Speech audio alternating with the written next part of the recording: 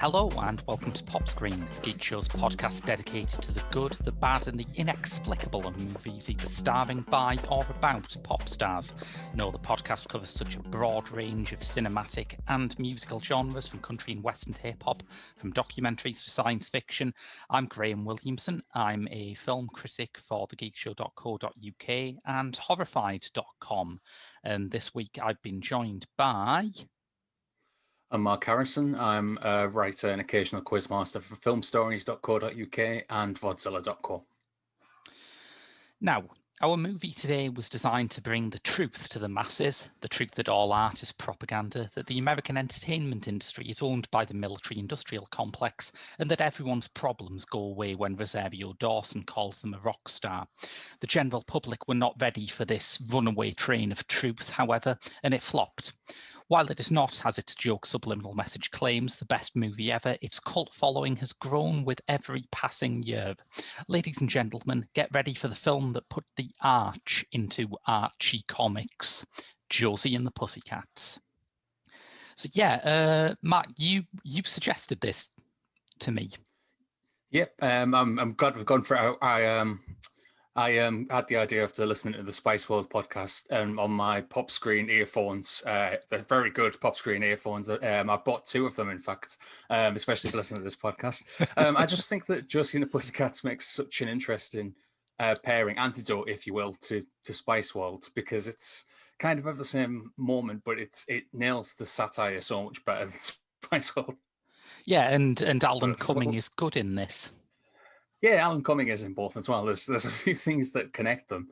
For me, it's, as you said, it's kind of grown in stature as a cult classic over time, even though it is such a time capsule of the precise moment when it was made, not just 2001, but in the first half of 2001, very specifically, and towards the end of the sort of MTV boom, I would say, like at a point when boy bands and pop stars were still coming along and all the rest of it, but it has this.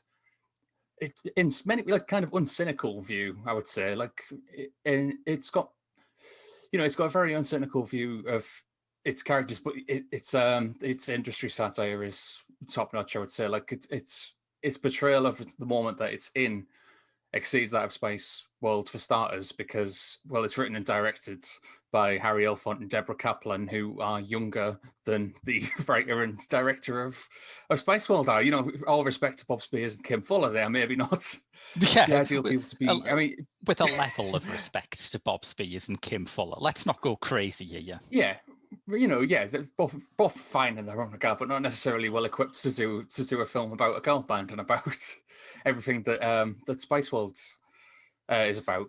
Yeah, I just want to go into that sort of time capsule thing that you mentioned, because when I watched this, I thought this is a film about a very, very specific point in time, which is the passage of time from the millennium to 9/11, which feels like the shortest spell of time I've lived through, where you can definitely put your finger on it and say, oh yeah, that was its own thing.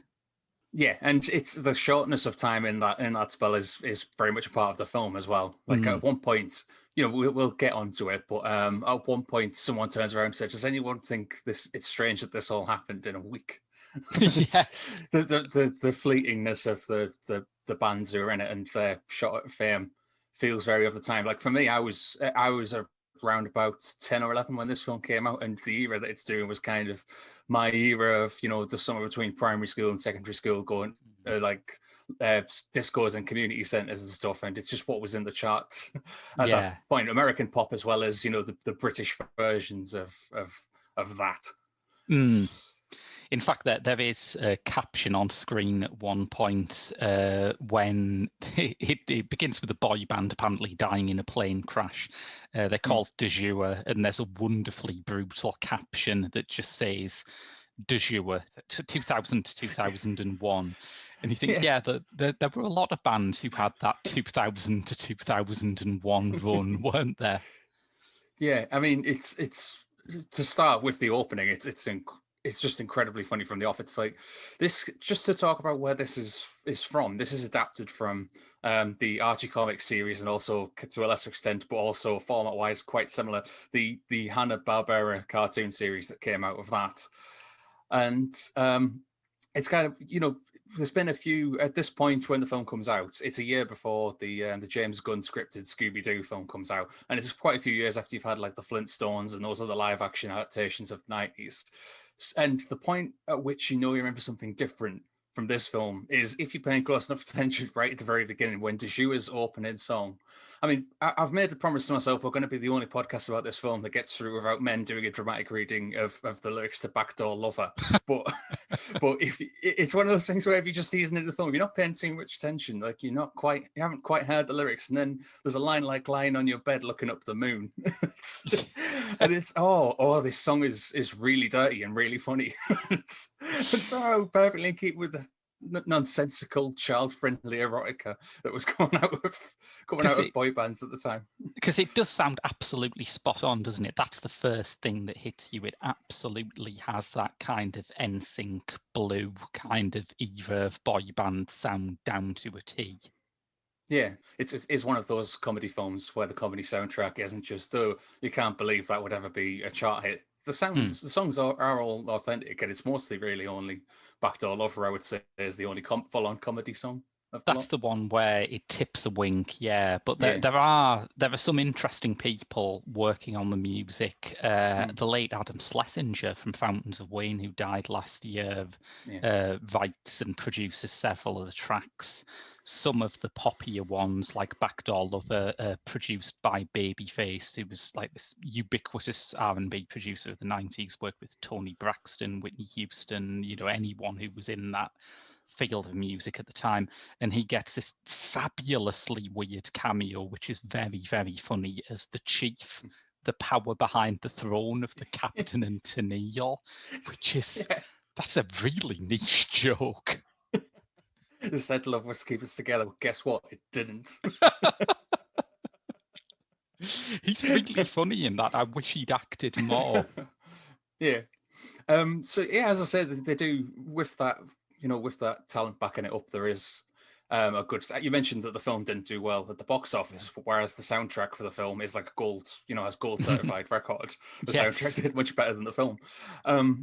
But out of that opening scene where you have Dejua performing on the tarmac, they get onto a plane and go away, and they just have this first scene where they're just bickering over who has the best face. Like the band is made up of it's basically just a who's who of like teen movies at this point. You've got like Seth Green, Breckin Meyer, and Donald Faison, and that's kind of where the who's who ends, because I don't really know who Alexander Martin is. I don't know who he is, but he's doing a very good job of persuading you that he's the Justin Timberlake of Dejua, isn't he? By which I mean a little corporate bitch. On the other hand, he's the one who makes it. So also in another regard, that's exactly it. But yeah, they have this moment where they're talking to the manager, who's Wyatt Frame, who's played by Alan Cumming, and they say we were working on remixes of the new singles, and we heard this weird thing underneath. What is this? And he goes, I'll go check that out for you. I'll get you some answers. Close the door, and immediately, the song already tells you you're in for something special. But this is the joke that made me laugh so hard right at the beginning, is that he says to the pilot of the plane, "Take the Chevy to the levee," which is code for "crash this plane," which is a really, really funny joke right there, just right at the top of it. And then, so they stage a big plane crash and get rid of this band who are onto the fact that they're going to control the youths of America with this music. So that's what sets off the film. It's kind of the crash land in Riverdale, which is where the Archie comics are all set, and they're walking into town to find the next big band. We should probably say that, listeners, if your ears pricked up at the mention of Riverdale, this is all part of the same family, essentially. Archie comics have had a very long and weird journey. Yeah, I mean, it's new of younger listeners will be more familiar, I think, with the Riverdale series more recently. It's popped up on Netflix, and the Sabrina series, the reboots and stuff. But yeah, long-running series. It feels like every sort of 5 years or so, Archie Comics does something that makes everyone go, huh, Archie's doing really weird, subversive stuff now.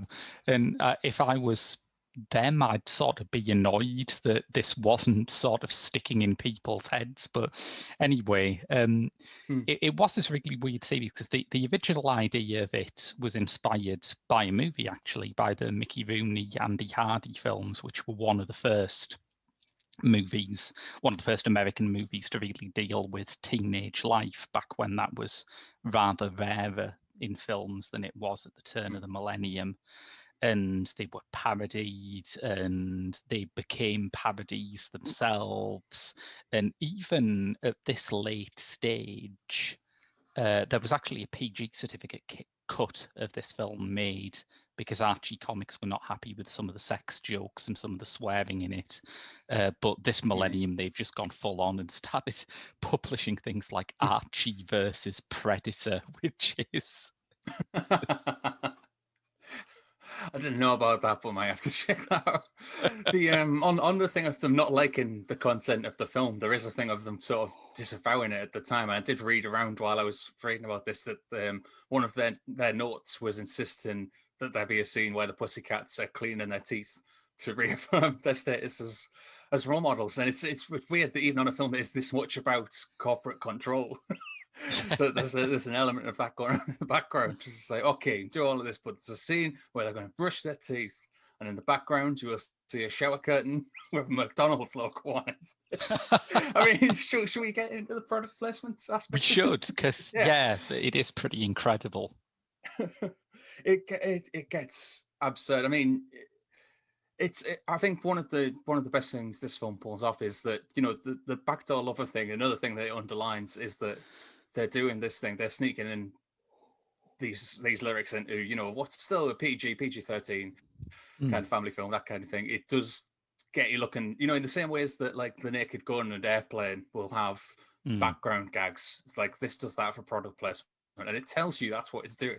It wouldn't necessarily be funny in and of itself if it wasn't stuff like as I mentioned, there's a McDonald's shower curtain at one point, and Tara Reid washing herself with a box, a carton of fries as a loofah, and the windows in their flat have like Revlon logos, like it's the wind. It's non-stop, and it draws attention to itself doing it, but it's bedded into this thing of them trying to sell things to the teenage audience.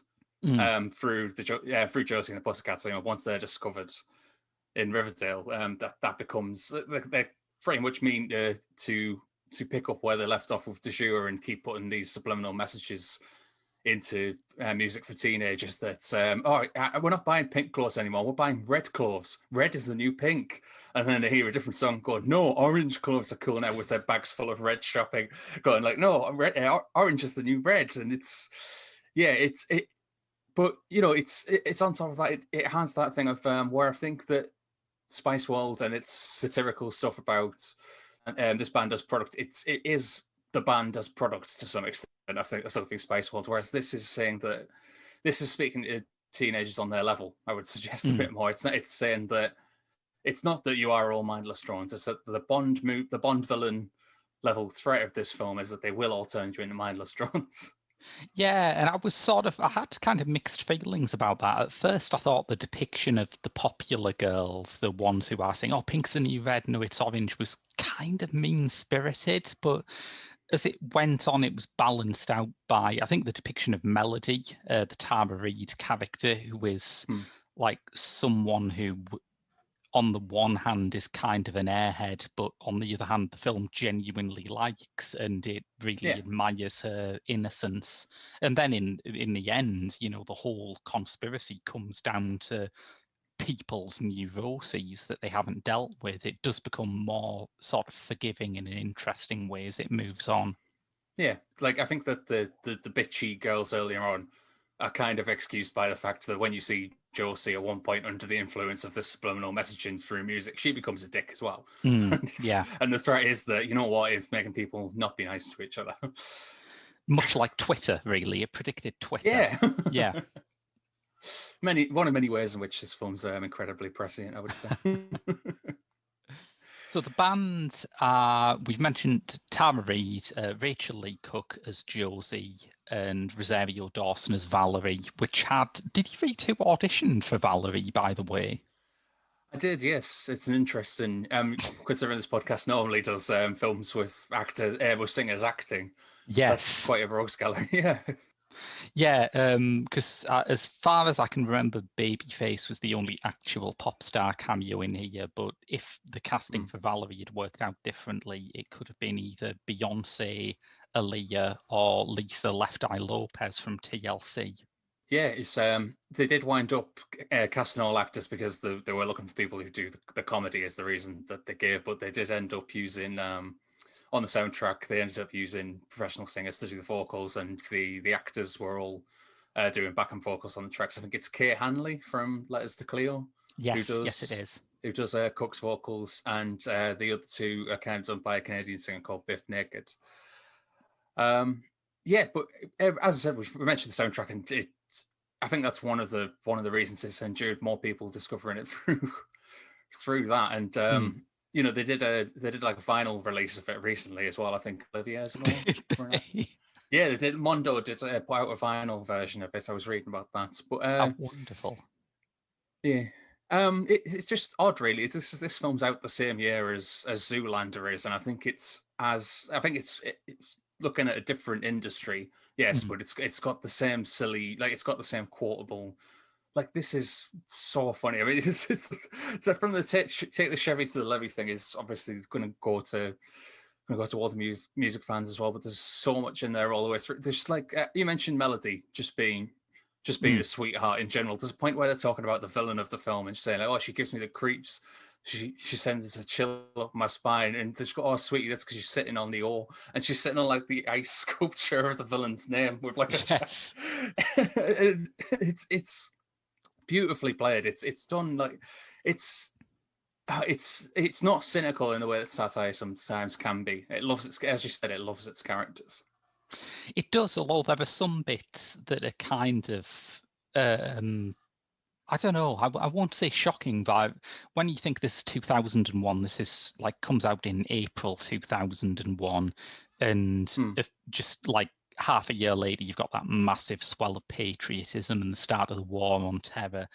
The bit with Eugene Levy doing this sort of military propaganda video about how America is the most ass-kicking country in the whole world feels like the kind of joke that Hollywood would really shrink back from very, very soon.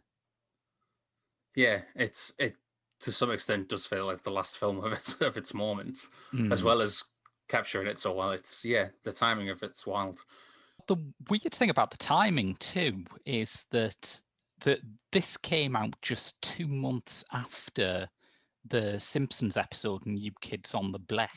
I don't know how to pronounce that Mad Magazine. I remember, noise. I'm sorry. I remember that one where the band's subliminal message Ivan Etnioj, which has joined the Navy backwards. Yes. I was just about to check. I was just about to look up actually when that came out, when it was. But yeah, that same year. What it's wild that it came up, but again, fits in the time capsule.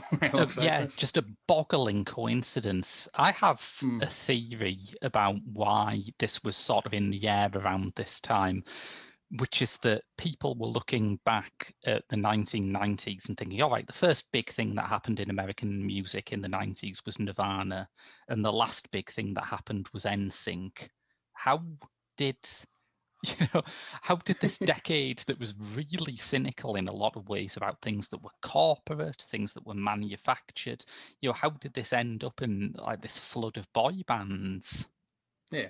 Well, the version of that they give with direct reference to Nirvana is there's a scene where Wyatt plays DeJu's last single in a record shop and is approached by a lass in a Prince t-shirt who says, "Oh, this is crap. Everyone just, this is crap. Everyone's just following this. It's not even good." And he's like, "Oh, right. Well, we always like to hear from people like you in the music industry." And like his American Pie reference, he goes, "Smells like Teen Spirit" into his phone, which I thought was going to be an incredibly dark joke. But you do see her again later on, just plugged into a machine. I thought, like, just following on from what was set up earlier, I thought that's incredibly dark, and I'd forgotten about it. But you see her later in this facility where they're sort of brainstorming what the next thing is going to be, whether it's orange clothing. There's one point they scan past a model, someone modeling clothing that's being described as it's a sort of Buffy meets Chicken Run outfit. And it's full of like little jokes like that in the background. But the unlike with the Simpsons episodes, it's the idea of the military being interested in this as a recruitment to some, it's to a lesser extent than in the Simpsons episode. But yeah, it's got Parker Posey playing the, well, as I've said already, the Bond villain figure of this, really. And as it goes through, as I said, it's a film that loves its characters. That's part of why it's so funny and enjoyable, is that it loves all of its characters, and that even the villain turns out to have been in some way a victim of this, the processing of the commercialization of pop music. Yeah, Posey is an interesting character. I mean, it's a great performance. I do love Parker Posey in general. Love Parker Posey. Yeah, her outfits are very proto Hunger Games, I thought. Yeah, this idea of a sort of decadent upper class who wear these bizarre costumes. Yeah, we should probably talk a little about the band themselves. Who, I mean, I was thinking about them in terms of what was in the air at the time, and there was that sort of brief boom of pop punk led by Blink 182. But the other thing is, like, around the same summer that this came out, Avril Lavigne came out, and I think if you played someone Avril Lavigne videos and Josie and the Pussycats videos, like in a blind taste test, if they hadn't heard of either, and said, which of these is a fake musical artist made for a satirical film about the music industry being corporate and dull, they would obviously choose Avril Lavigne. Yeah, well, it's I know you're meant to like her now, but I'm going to stand against that. I'm saying that, like, it's the success of the soundtrack in its own time speaks to how much this is liked, and that by the end of the film there is a thing of, well, just listen to this and see if you like it, and if you like it, you like it. And granted, because it's a happy ending, the audience kind of falls on the side of it. I do think that, like, part of the reason why this excels over Spice World as well is it does sort of, like, I think that with Spice World, the making of it is something a bit remote, that the people who are behind it are sort of at arm's length from it, and that this isn't looking down on what teenage girls like, the way that so many things were around this specific moment in cultural history, if you know what I mean. Like, there's like, looking through this, you can see, like, Roger Ebert's review from the time, from like the time it came out. Or it's this, like, excoriating thing of Josie and the Pussycats aren't dumber than the Spice Girls, but they are as dumb, and that's just about dumb enough. And it sort of leads into this thing of, like, why isn't it taking the piss out of this music as much as it's taking the piss out of all the other aspects? It's like, well, because the music doesn't have to be inherently bad. It's I mean, it's of its moment, and if you're into, but I think that if you're into pop punk, because people who still appreciate in the soundtrack it's like, it works as an authentic soundtrack. Yeah, I did. I found kind of the baroque end of that pop punk era pretty annoying, but I did, during the whole of my adolescence, have a massive soft spot for, like, female punk bands, to the extent where one friend of mine once asked me, who's that, like, teenage girl punk band you like where they're always drunk and the lyrics are really funny? And I thought, you're gonna have to narrow this down from about 50 artists in my record collection. So this was a nice kind of hit of that vibe for me. I mean, the it nails that aspect of it, but it allows it to go in harder on the music industry that flattens that down, I think. Like I mentioned earlier, there's the line where they get to the Pussycats get to #1 with "Pretend to Be Nice," and they have the the full on the montage of, like, going up the charts. It's just all very well done. Lovely. But at the end of that, Josie says, "Don't you think this is strange that's happened in a week?" And the other running joke I love is that Alan Cumming has his phone ready, like, to just dispose of another band if he needs to. Yes. And the other thing you mentioned about the de jour 2000 to 2001, in that same scene, I don't think it's MTV News, is it? Because it's not actually MTV News, but it's one of those types of... It's a lookalike kind of thing. Yeah. Yeah, because I think it was a Universal film. This wasn't it? So yeah, look-alike news package. Mm. But they say like the record label has yet to release a statement, but they have released a commemorative box set which goes on Yes. sale tomorrow. And I think one of the really like as much as it's a lovely film and it's an enjoyable film, one of the ways it really goes in sharp on is the commodification of the deaths of young pop stars. Yeah, It it's goes weird in that, harsh on that. especially since, Aaliyah and Lisa Lopez auditioned for it. I don't know if the TLC estate might be a bit sort of tight, really. I guess with having two surviving members, they've resisted that kind of torrent of crap that normally accompanies a pop star dying young. But it is a well-worn path. There's that famous Smith song, Paint a Vulgar Picture, which is, Morrissey fantasizing about how the record company will rip the ass out of him when he dies. And we all think this would still be preferable to what he became. But yeah, it's interesting how that point of satire can like cross from an indie artist in the 80s who was supposed to be countercultural to being at the heart of this big, colourful, silly studio comedy based on Archie comics. Yeah, well, it's a darker joke. Bearing in mind the Aaliyah audition thing, where Parker Posey turns around and says, "Why do you think, like, haven't you wondered why so many rock stars die in plane crashes?" God, And yeah. yeah, and that they have the Captain and Tennille gag that you mentioned is prefaced by them saying, "We invented a whole program to explain what happened to these artists," and that behind the music is that, and that its style is just explaining away the weird disappearances and the horribleness of it all. What would the modern equivalent of behind the music be like? I suppose it was like the equivalent back then to these sort of Netflix true crime mini-series where they're sort of crap and they're tacky and they're voyeuristic, but they're slickly Yeah, put together and they're kind of Moorish in a way you don't want to admit to. yeah. Well, beyond 9/11 is an obvious massive cultural moment. I I think thought this you were is going to kind say of like the it last. was like the equivalent of 9/11. I No, thought no, that's a bit harsh. no, It wasn't quite that big. no, no.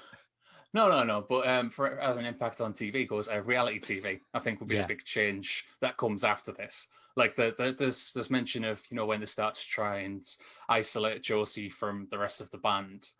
They sort of say you could have your own TV series, and so pretty much everyone does now. A lot of Yeah. people who don't make anything else have reality TV shows from that period going forward, I would say. So yeah, I mean, that's one of the reasons why. I don't know if you feel the same way. Like, as much as this wasn't a hit at the time, if anything deserves like a belated sequel to like key into the stuff that's happened since this came out, I Mm. think Josie and the Pussycats would be it. I think that like considering the cycle now of of the bands that were around then is reunite, do a comeback tour and cash in big. You could easily enough gear a sequel around that. Well, that's interesting because I know you said you didn't want to talk about it that much, but I do think we have to bring up the current thing that is making people reassess the media culture of this very early turn of the millennium kind of period, which is framing Britney Spears. Yeah, at the time recording, it's just been on in the UK last week. I watched it, Mm. and it's quite staggering that this is a thing. And rewatching Josie and the Pussycats soon after, I was thinking, oh right, so we've like zoomed right past that in terms of how Mm. insane the music industry can be to some Yeah, extent. Yeah, I mean, have you seen it as well?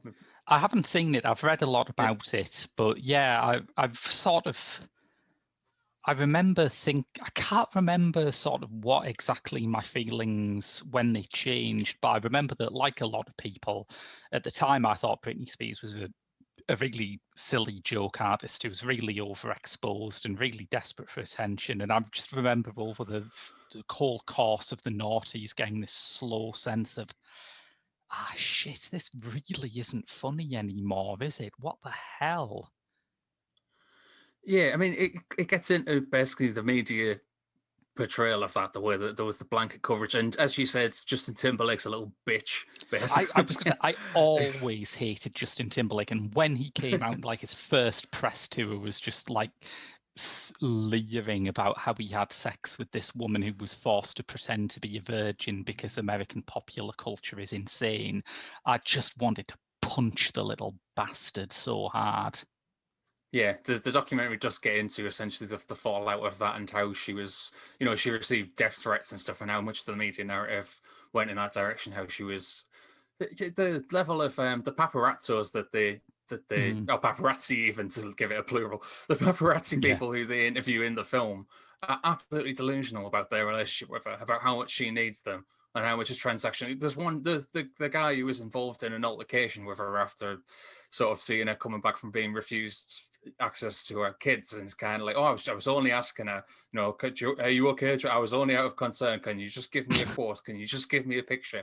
Yeah. It's absolutely insane. It's one of those things where, like, I say at this point, like, oh yeah, let's do a sequel. I sort of want like the fun version of that Yeah. that the original managed, but equally, you don't want to get into the conservatorship stuff, because watching the documentary, either Britney Spears is well enough to be working and doing concerts and recording music and making everyone lots of money, or she isn't. You can't then have control of her money and be putting her to work and doing all of this. It is staggering to watch, and it's even like there's bits in it that like got to me while I was watching it. It's just the thing of the Free Britney sort of thing of it. It's not to say, oh, both sides are just as bad or anything else. It obviously isn't. Fans are acting out of concern and stuff. But one of the talking heads is that we just want Britney to be left alone by the media. So the presenters of a podcast about Britney Spears' Instagram posts and what she means and what messages she's sending out. And it's like, okay, all right. But that's it's. I think at that point I was just kind of like, fuck everything, watching this documentary, and that guy who went viral, Chris Crocker, I think I his was name going to is. say, was he not the Yeah, only hero of this whole saga? Because he was the yeah, only person who said what we should have all been saying all along, which is just leave the poor woman alone. yeah, he got it. Yeah. That's who I'd have liked to hear from in this documentary. Yes. Oh yeah, it is one of those. It's sort of staggering bit of documentary filmmaking. But to get back on to Josie and the Pussycats, it's kind of like before it did get this nasty. I would say it was before it really got nasty with with Britney Spears and various other ones. But it does. I think it is quite sharp on the commodification of people as assets by these corporations. Yeah. Like, of young women in particular, I think. Yeah. Yeah, exactly. I mean, there's I forget the other things that he describes them as, but when Alan Cumming is on the phone talking about describing the band to Parker Posey, he says they're like TLC with two white chicks. It's in line with the Buffy meets chicken run thing. I mean, it's just this nonsensical shorthand of this meets this, or they're this, but with this, and no. By the end of it, they start off doing a gig in a bowling alley, which is another great joke. They make like $5 between them because they have to pay for their shoe rental. Yes. by the end of it, it does stick with beyond brushing their teeth and that stuff. It does manage to stick with the values. As I say, it's a film that likes its characters and wants them to.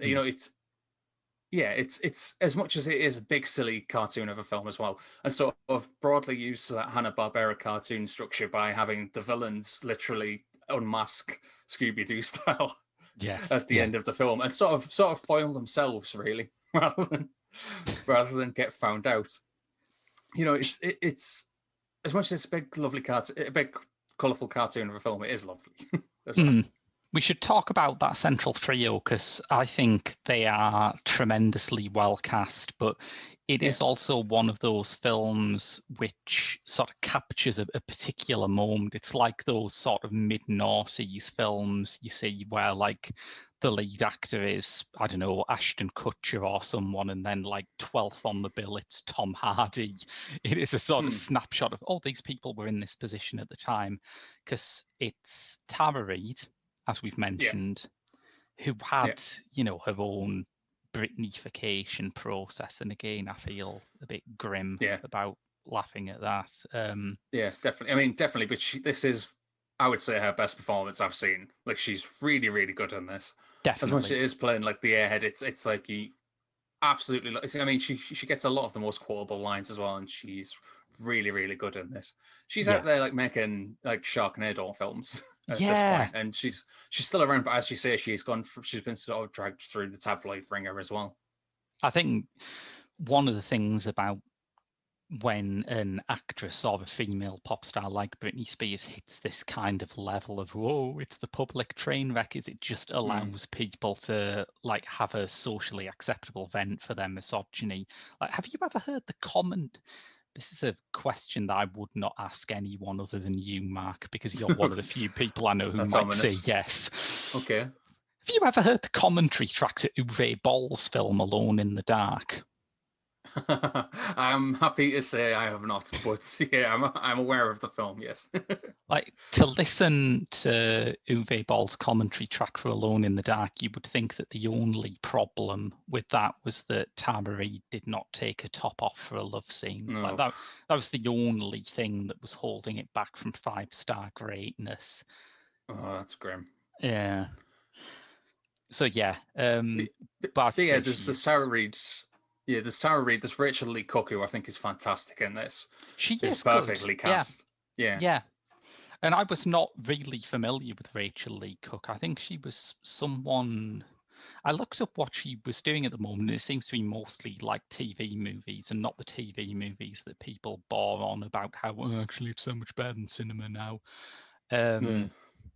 But I think she seemed to be someone who could have like chugged along perfectly acceptably. There's plenty of big stars now who have no films that people actually like, but they're just profitable enough. And I think she just had slightly too many flops. She was in Texas Rangers, which was a really misbegotten attempt to make Turn of the Millennium kids interested in westerns. She was in Antitrust, which is a fascinating time capsule of a time when Mm. people other than your mad aunt on Facebook thought that Bill Gates was the worst person in the world. Uh, she was in a film called Strike, which was like a really personal project by its writer and director that got absolutely mangled by Harvey Mm. Weinstein. So yeah, it's just No. a run of bad luck, really. Yeah, it's one of them things where you want like being Josie in the Josie and Cats movie that bombed kind Mm, of helped in the scheme of things. Well, there are plenty of actors who are in, like male actors who are in films that just keep getting chances, which is distressing. But the other, you know, the other thing with this is that Elfont and Kaplan, who had previously made Can't Hardly Wait, like didn't yeah. direct another film after this. Really, they said to BuzzFeed in 2017, Elfont said it made a super gunshine to direct again, which cost us. We said no to a lot of things that came our way because we didn't want to go that again unless we really really love it and we know it's going to work. I think we've lost out with these two because Yeah. they're doing the sort of thing in this that like Lord and Miller have become really popular for, and like in the present day. Like the sort of brand of silly comedy that's on display here is great. But beyond them and beyond Rachel Lee Cook, it's just funny to look back on this now and the running gag of them negging Rosario Dawson and Yeah. as if she's not there, as if she's like the non-entity when she is at this point the biggest star of the lot of them. By a mile, yeah. And Yeah. it's a really sort of unshowy performance. I mean, Rosario Dawson is one of the most charismatic people in movies, but she seems Yeah. really content here to just think, all right, Rachel Lee Cook's got the star part, Tara Reid's got the comedy part. I'm happy just Mm. sort of playing off them and giving them what they need to work with, which is really Yeah. charming, I think. Yeah. She makes a great foil, but like I think she is tremendous at like at blending in pretty much to any film in which she's cast. I've always said this about her. Like I ended up at one point when I was kind of on the going to see everything and reviewing it grind. I saw Zookeeper where she managed to have chemistry with Kevin James, and she's whether the film she's in is any good or not, she is always terrific. So it scans in. This a very good film. She is very good. Yeah, yeah, I would agree with that. Hmm. Yeah, I think they're a really charming central trio, and Yeah. I don't know, like, did they learn to play the instruments, or is it just it is pretty good miming? I don't know, but it looks fine, I think. Yeah, they did go to a band camp before filming started. I was reading about, and essentially, yeah, to look authentic, do guitars and guitar read drums, but they did end up the main vocals are by, as I mentioned, Kay Hanley and That's the way Beth to do Naked. it, I think. You shouldn't, you Yeah, can't expect people to be like professional in yeah, this kind of situation, but you can yeah. expect them to look right miming. Yeah, in one of the retrospective things I read that I quite enjoyed, I quite enjoyed this as a fact. Kay Hanley talks about bumping into Tara Reid at Perez Hilton's birthday party a few years later, and kind of trying to talk about how I did the vocals for Josie and the Pussycats, but she wasn't interested in that, so I started talking to Salman Rushdie, who was stood next to her, which is like, oh, okay, Listeners, that's sorry, that that took a turn I story wasn't expecting. that story is the 2000s in one nutshell. Yeah, Yeah. that's one of those things, isn't it, where, like we were saying, you get a snapshot of what level of celebrity people were at. That, yeah, listeners, there was a time when Perez Hilton was considered roughly as important as Salman Rushdie. Oh, sadly, no one with the resources to make it happen has put out a contract on Perez Hilton's life. Yeah, good film though, eh? It's a good film, yes. Yeah, I really enjoyed rewatching it for this. I wonder, you mentioned that Kaplan and Elliot were turning quite a lot of stuff down because they didn't want to get stuck, I guess, on a sort of treadmill that they weren't at. I'm trying to think what there was in early noughties Hollywood that they would have been good at. Do you think we were robbed of their Sin City? Yeah, I mean, if they just carried on making comic book adaptations in exactly this style, I would have been all right with that. Their Batman versus Superman would have been mint. Yeah, I mean, it's as I said, you look at where Phil Lord and Chris Miller are now, and that I would have liked to have seen more of that. They've much more recently done YouTube. The YouTube Premium, I'm not sure if it's on the way out as a streaming service or if it'll be picked up by somewhere else, but currently they've got, I'm trying to find the name of it. They've more recently had a YouTube streaming series come out Oh, right. called 2 seconds. Called Liza on Demand. Yeah, that started in 2018. So they've created and written and directed that one. I think they're more adaptable than Lord and Miller as well. I mean, it's been a very, very long time since I saw Can't Hardly Wait, so my memory of it is pretty poor, but I don't remember it being as meta as this. I think they can do comedy in No. other registers, whereas Lord and Miller I think they've done some things I really like, but it kind of grinds me down with all the jokes about, oh, that was a predictable plot twist. And I just think, yes, please write a better one. Yeah, it's not fully all the way to that level of meta-ness, but it is closer to that than it is to like the Flintstones, the 1994 one. Incidentally, Elfont and Kaplan did co-write the Flintstones Viva Rock Vegas, Oh, which I'm wow, just going the to mention. Godfather Part 2 of the franchise. Yeah, I am just going to mention here because it is, it is a better script than the first one. When you see that first Flintstones film that has 36, like 6 credited writers and about 36 ones altogether, they tried to do a sitcom on steroids, and they wind up being like the same way as like kids' films have like colors and noise for kids. This has like mother-in-law jokes and Halle Berry's cleavage for like boomers who are just coming up, dragging their poor families to watch a fucking Flintstones movie in 1994. But Viva Rock Vegas is because in part because it's written by them. You look back on it in retrospect and go, all right, this is an actual film. This isn't just a collection. This isn't like a Saturday Night Live sketch gone too expensive and too long. It's a shame because the first Flintstones has a pretty spot on cast for every part, and the second Flintstones Yeah. has one of the most bizarre casts in. Yeah, it's like, not to get too far off topic, but yeah, like every advantage the first one has, like in terms of its casting and its production value, the second one doesn't, but it does have a good script and it winds up being a better film. It has, such as it is. It has Jane Krakowski in it in one of those roles where you could tell me that this was a fake movie that Jenna Maroney does in 30 Rock, and I would absolutely believe it. Yeah, it's just something that's like just coming back of a bone in her hair or something. Yeah, sorry, back to Josie and the Pussycats.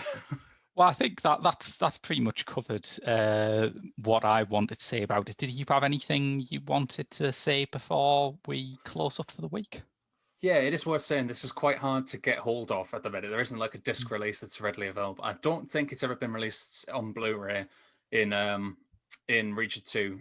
We are due, considering it's the 20th anniversary of this year, 2021.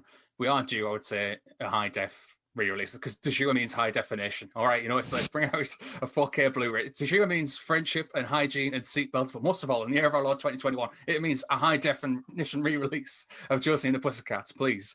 Yes. The other thing to mention is there is also a making of book of this coming out for the 20th anniversary by Russ Burlingame called Best Movie Ever, a Totally Jerking Book. That's going to be well worth seeking out by the looks of it.